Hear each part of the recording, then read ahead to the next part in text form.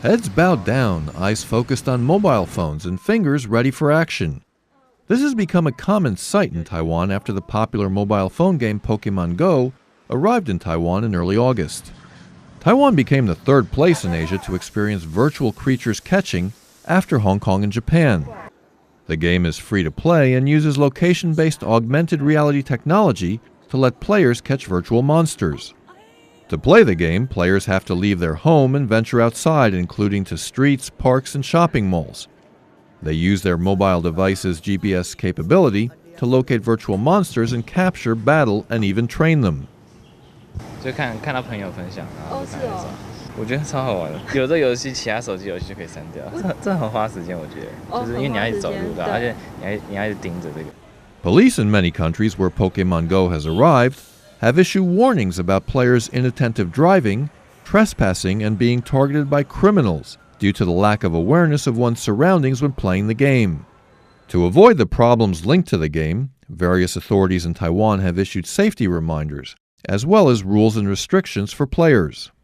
The Taiwan Area National Freeway Bureau has urged people not to play the game while driving on the highway. Drivers who slow down or stop on the highway to catch virtual monsters will risk a fine of between $100 to $200, the Bureau warned.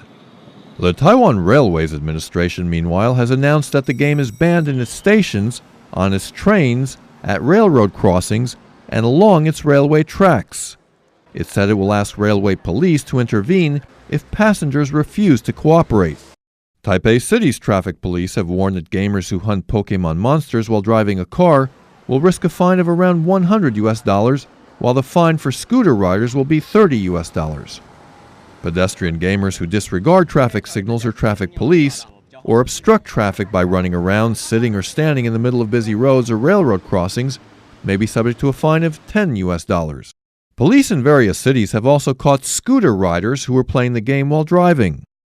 Taiwan's National Police Agency has meanwhile cautioned gamers to refrain from entering restricted or dangerous areas, and to make sure they obtain an authentic version of the game because fake copies may contain malware. The Ministry of National Defense, meanwhile, warned gamers against entering military bases or restricted military areas, saying smartphones equipped with cameras, hotspot positioning, and Bluetooth functions could compromise confidential military information. Gamers will risk a prison sentence of up to 1 year and a fine if they illegally enter other people's private property to catch Pokemon monsters. But some cities, such as New Taipei, are hoping to work with the game's developers to promote local tourism by encouraging people to go to tourist attractions to catch monsters. CNA, Taipei.